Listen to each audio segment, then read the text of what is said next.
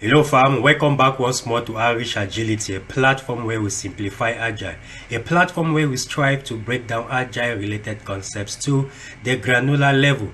So today I'm excited to share with you my second edition of Scrum Master interview questions and answers that I think is going to help you prepare for your upcoming interview. I've always emphasized on most of my videos that the secret to you knocking out your interview revolves around preparation. The more prepared you are, the more it boosts your confidence, right? So fam, if you're new to this channel, I encourage you to subscribe, turn your notification bell on so that next time I'm dropping a similar content like this, you're automatically notified. So without taking so much time, let's dive straight into our discussion of today. Question number 1: what's your relationship with your PO, or how do you support your product owner?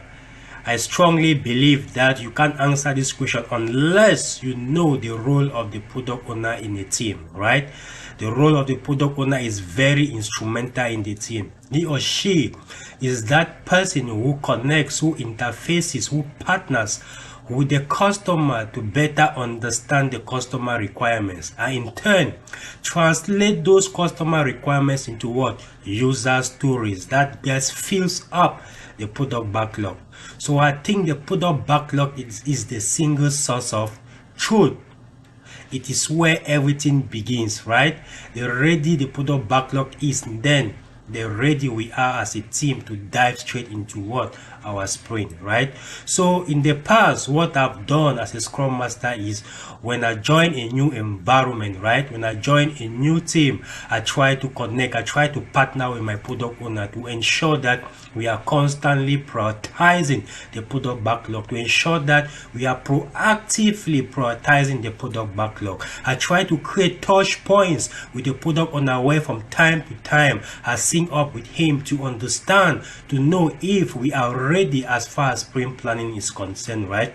I think it's very important for us as a team to have product backlog items that can fill us for the next 2 or 3 sprints, right? And part of us doing that is to ensure that we put in place backlog refinement sessions that can enable us as a team stay at top of what? Prioritizing the requirements that will carry us what? In future sprints, right? So there is no secret in it. Partner with your product owner and from time to time create touch points where you want to interface with the product owner to ensure that the product backlog is what? The product backlog is healthy and ready all the time. It is very, very important, right? A healthy product backlog is the recipe for what? For a successful sprint.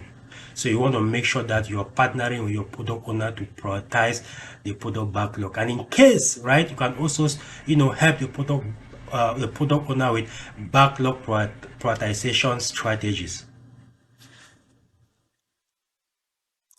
Number 2, tell me a time when you failed as a Scrum Master and how did you overcome it? Yes, fam, I think this is a very important question, right? We must agree that at certain points during our career, we have failed as Scrum Masters, right? There is nothing wrong in failing. I think failing is part of learning. Why? Because behind every failure, right, there is something to learn, right?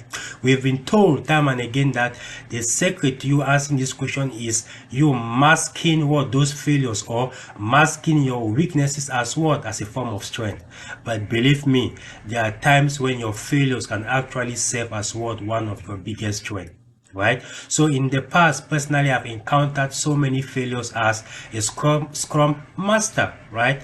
I vividly remember there was a time when I supported my team during PI planning. We went during PI planning. We spent those 2 days, right? We actually planned our capacity. We were sure that we had just the right capacity that would take us for the next program increment, right?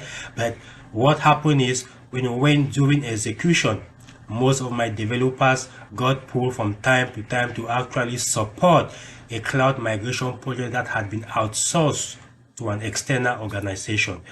Little did we know that our developers will be pulled from time to time to provide technical support, right? So in the course of them, joining meetings that we didn't account for during our PI planning, it had to eat up in our available capacity, and because of that, we were struggling to actually push some of our deliverables during the sprint. So the big lesson I learned from it was actually making sure that on subsequent PI plannings, I was actually working with my developers, working with the organization, with management, to know what are some of the engagements that my developers will be involved in, so that we can actually factor those engagements into our capacity, right? So what are some of the failures that you have encountered as a Scrum Master in the course of your career? How do you resolve impediments as a Scrum Master? Fam, impediments are almost inevitable. What do I mean by that? From time to time, fam, you encounter impediments as a team. You encounter impediments as an agile team. But how do you support your team in resolving those impediments as a Scrum Master? The secret is you being proactive. What do I mean by you being proactive? I believe there is a time when we'll come together as a team to do our planning. It could be backlog refinement, it could be sprint planning, right? Planning sessions are very important avenues for the team to actually identify things that might come in their way, right? When we identify those impediments, there could be dependencies, right? What are we doing? We are trying to resolve those impediments even before they occur, right? And during implementation, right, as a Scrum Master, I make use of what? My daily stand-up. Daily stand-up is that one moment where we come together every day, right, to inspect and adapt, to gauge on how we are progressing towards our sprint goal, right? In the course of doing that, right, I'm working with my team, I'm probing my team, I'm asking my team powerful questions to find out if in any way they are being blocked, if in any way they are countering anything that is preventing them from moving forward, right? The reason why I'm asking those questions during daily stand-up is to be able to identify any blockers in the horizon, right, that might prevent the team from moving forward. And when we identify those blockers or impediments, right, I work with the team to ensure that we are actually getting those blockers or impediments out of the way, right? Another thing I do as a Scrum Master is to empower my team, to empower my developers, so that they can actually take out some of these impediments even before they become issues, right? You want to make sure that you lead them to the level where they become self-organized, and part of that is you working with them, supporting them, and encouraging them, empowering them to actually, take ownership of taking out some of those, impediments, right? At the end of the day, impediments that are out of your reach, you can escalate those impediments to the right channels. Question number 4. This can be a follow-up question to question number 3. Give me an example of a time you made escalations, right? I've made escalations on so many situations, on so many scenarios in the past during my career. As a Scrum Master, there are moments when you'll be forced to make escalations, right? I quite remember, right? There was a time when I left our PI planning, with my team, and during implementation there were a lot of dependencies that were still pending commitment, right? At the end of the day, we had release timelines, we had key release timelines that were coming up, and those dependencies that were not committed could act as what? Potential show stoppers, right?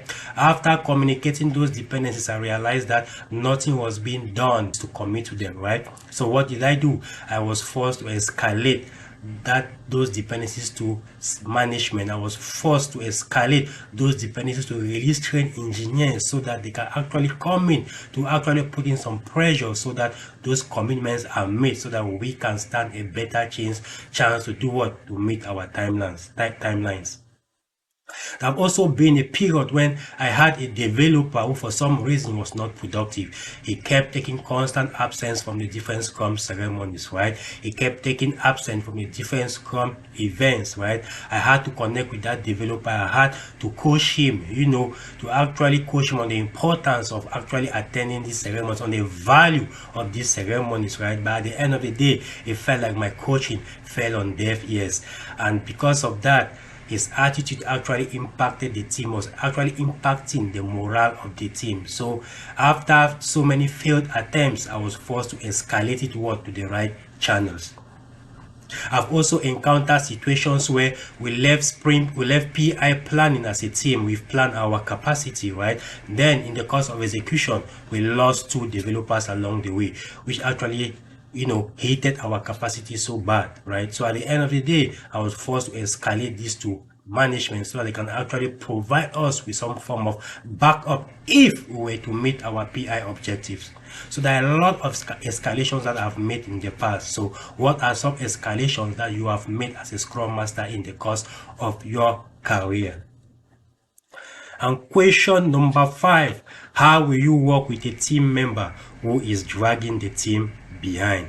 Fam, this is a very, very important question, right? I think the bottom line is you finding out why is that team member dragging the team behind, right? Why is that team member lagging behind, right? If you don't connect with that team member, and then at the end of the day, you cannot connect the dots. If you don't connect with that team member, you can't identify the root cause. We don't work on assumptions. Scrum is founded on what? Empiricism. You can only make judgments, you can only coach, you can only provide solutions, you can only suggest solutions when you know what is going wrong. I remember I once worked with a very beautiful team. I had this developer that when I joined the team, he was one of the most high performing developers within the team. But at some point, I realized that he actually gradually stopped from being, taking that sense of ownership. He actually even stopped from joining our ceremonies. From time to time, for almost 4 consecutive sprints, we realized that we were actually carrying over the stories that he was working on. What do I mean by carrying over? We're spilling over those stories to the next sprint. At that point in time, I knew it was urgent. I knew it was high time I connect with him to understand what was going on, right? So when I connected with that developer, I came to realize that he had so many personal issues, so many personal life challenges that were weighing him down, right? At the end of the day, we are servant leaders, and part of our job revolves around empathy. While I was being empathetic, I actually used that forum, I actually use that opportunity to actually coach him on the importance of communication, right? If you're lagging behind a story, if you're falling behind for some reason, if you think you might delay the team, what do? Communicate well ahead of time so that as a team we can replan, so that as a team we can re-strategize, right? That developer understood with me, and in subsequent sprints, in subsequent iterations, he made the necessary adjustments, right? So how have you supported a team member that was lagging behind? It could be a skill issue, right? It could be a skill gap. Maybe you connected with that developer and you realized that maybe there was some particular skill set that he was lagging, right? That might necessitate you might be doing some form of pair programming, or working with management, to get that developer to do some form of a crash course. But if you don't connect with that said individual, and then how do you identify the root cause? All right, so fam, we've come to the end of this wonderful session. If you found this session useful, if you learned something in this session, please like this content, share this content to bless someone, and most importantly, join this family, right, by subscribing. And if you are looking for a SAFe Scrum Master certification, feel free to reach out to me, right? I'm that guy to hook you up. I'm that guy to help you master the fundamentals of SAFe. And if you're interested in upping your skills as a Scrum Master, I'm there to help you so that you can actually guide your team, can actually support your team to better deliver value. Peace.